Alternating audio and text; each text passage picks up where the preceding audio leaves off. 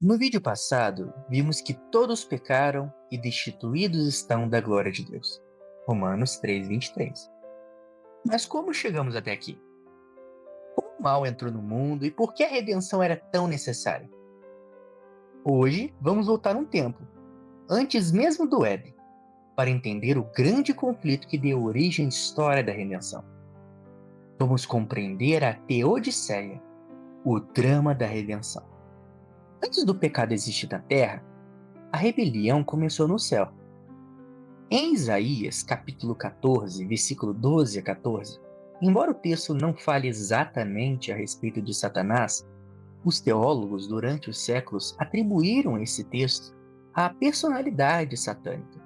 Diz o seguinte: Como caíste do céu, ó estrela da manhã, filho da alva, como foste lançado por terra, tu que debilitava as nações, tu dizias no teu coração: Eu subirei ao céu, acima das estrelas de Deus. Exaltarei o meu trono, e no monte da congregação me assentarei, nas extremidades do norte. Subirei acima das mais altas nuvens, e serei semelhante ao Altíssimo. Aqui está um ponto muito interessante. O conflito cósmico começa quando a estrela da manhã, e aqui é muito importante dizer que toda vez que a Bíblia reflete a respeito de estrela, ela está querendo dizer sobre anjos. Por exemplo, quando o dragão leva a terça parte das estrelas do céu, ou quando os anjos, as estrelas, cantavam, entoavam hinos para Deus, segundo diz Jó. Essa estrela da manhã, a primeira estrela que nasce no céu, a estrela mais importante aqui para nós, né, nós sabemos que é Vênus. Essa estrela mais importante, o mais exaltado no céu, ele quer ser acima de todos e ser semelhante ao Altíssimo. Em Ezequiel, capítulo 28, versículo 12 a 17, mais um texto que, embora não esteja na íntegra falando a respeito de Satanás, os teólogos, durante os séculos, atribuíram a Satanás, diz o seguinte: Tu és o aferidor da medida, cheio de sabedoria e perfeito em formosura. Estiveste no Éden, jardim de Deus, de toda pedra preciosa te cobrias: sárdio, topázio, diamante, berílio, ônix, jaspe, safira, carbúnculo, esmeralda. De ouro se te fizeram os engastes e os ornamentos. No dia em que foste criado, foram eles preparados. Tu eras querubim da guarda ungido. Aqui tem um ponto importante, um parêntese. Satanás, ele era essa estrela da manhã, o filho da alva, um anjo superior, querubim da guarda ungido. Vamos continuar lendo. E te estabeleci, permanecias no monte santo de Deus, no brilho das pedras andavas. Perfeito eras nos teus caminhos, desde o dia em que foste criado, até que se achou iniquidade em ti. Na multiplicação do teu comércio se achou o teu interior de violência e pecaste. Pelo que te lancei profanado no monte de Deus, te fiz perecer, ó querubim da guarda, em meio ao brilho das pedras. Elevou-se o teu coração por causa da tua formosura. Corrompeste a tua sabedoria por causa do teu esplendor. Lancei-te por terra diante dos reis te pus, para que te contemplem. Perceba que o texto de Ezequiel, embora a realidade aqui não seja falar a respeito exatamente de Satanás, mas deixa muito claro que está falando de uma personalidade que parece não ser humana. Como assim um humano, um rei terrestre, poderia ser querubim da guarda ungido, estaria no Éden, seria cheio de formosura, querubim da guarda, cheio de brilho de pedras, elevou o seu coração. Isso faz a entender que possivelmente seria o próprio acusador, Satanás. Em Apocalipse, capítulo 12, versículo 7 a 9, a gente entende um pouco dessa discussão. Lá diz o seguinte: houve peleja no céu. Miguel e seus anjos pelejaram contra o dragão. Também pelejaram o dragão e seus anjos. Todavia não prevaleceram, nem mais o seu lugar se achou nos céus. Eu queria fazer um parêntese. Teologicamente, eu particularmente acredito que esse texto não está se referindo exatamente para tempos antes do Éden. Em outro momento, eu queria ter a oportunidade de explanar isso para vocês. Mas vamos continuar. E foi expulso o grande dragão, a antiga serpente, que se chama Diabo e Satanás, o sedutor de todo mundo. Sim, foi atirado para a terra, e com ele os seus anjos.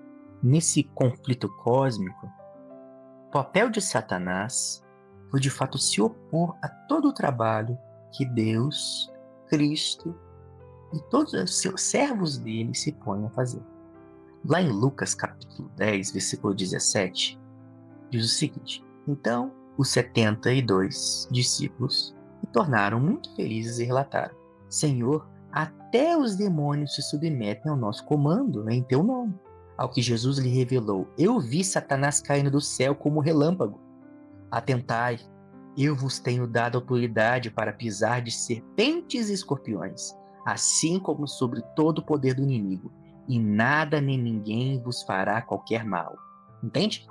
Que Satanás, o objetivo dele é fazer mal, mas pelo poder de Cristo, ninguém pode, nem mesmo os demônios podem fazer mal a os servos de Deus.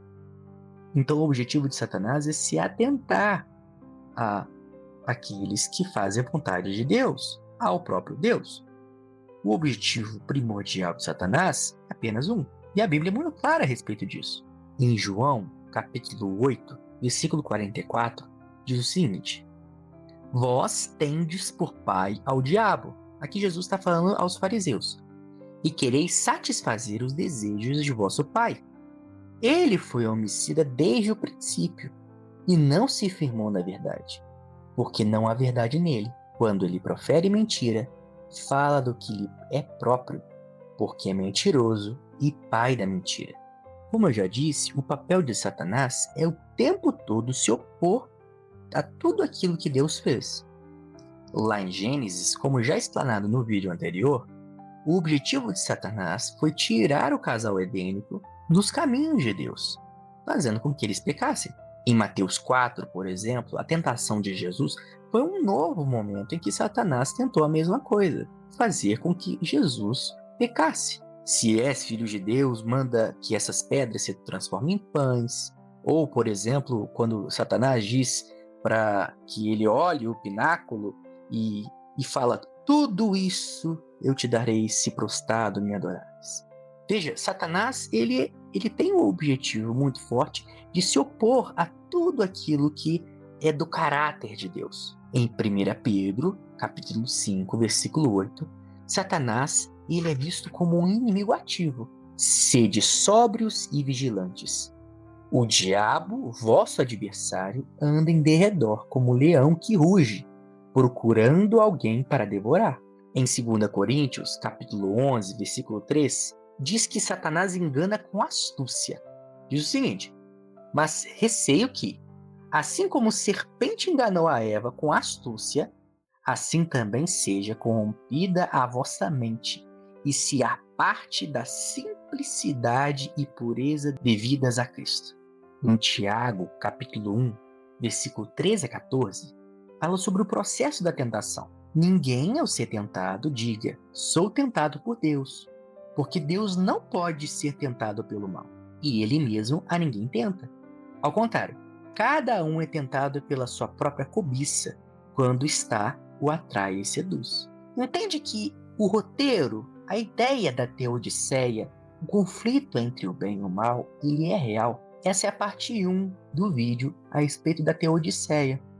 No próximo vídeo, nós vamos compreender como Cristo, entendendo que existe um inimigo que lança dúvidas a respeito do Pai, que cria contendas a respeito do Pai, ele pode vencer este inimigo. Satanás ele lançou dúvidas sobre o caráter de Cristo e o caráter de Deus. No livro de Jó, isso fica muito claro. Em Jó, capítulo 1, versículos 6 a 11, diz o seguinte: Num dia em que os filhos de Deus vieram apresentar-se perante o Senhor, Veio também Satanás entre eles. Então perguntou o Senhor a Satanás: De onde vens? Satanás respondeu ao Senhor e disse: De rodear a terra e passar por ela. Perceba que Satanás está querendo mostrar bem claro que ele é possuidor da terra. E perguntou ainda o Senhor a Satanás: Observaste o meu servo Jó? Porque ninguém há na terra semelhante a ele, homem íntegro e reto, temente a Deus e que se desvia do mal. Perceba que é Deus que vai falar para Satanás a respeito de Jó, e não Satanás que começa a falar a respeito de Jó para Deus. Então respondeu Satanás ao Senhor: Porventura Jó debalde teme a Deus? Acaso não o cercaste com sabe a ele, a sua casa e com tudo quanto tem? A sua obra de suas mãos o abençoaste, e os seus bens se multiplicam na terra? Estende, porém, a tua mão, toca-lhe em tudo quanto tem, e verás se não blasfema contra ti na tua face. Perceba que o papel de Satanás é exatamente ir contra a sua lei, é ir contra a sua moral, é ir contra todos aqueles que seguem os seus princípios. Esse é o conflito cósmico em que Satanás foi colocado. É a inveja do Criador, querer ser superior ou igual ao Altíssimo. É querer ser contrário às suas leis. É querer odiar os seguidores de Cristo, os seguidores de Deus, odiar aqueles que seguem ao nosso Salvador. E também é odiar a obediência nas suas obras. Por isso que ele é o nosso tentador. É por isso que o próximo vídeo nós vamos falar a respeito do nosso Redentor, o papel de Cristo na história da redenção. Vejo vocês até a próxima.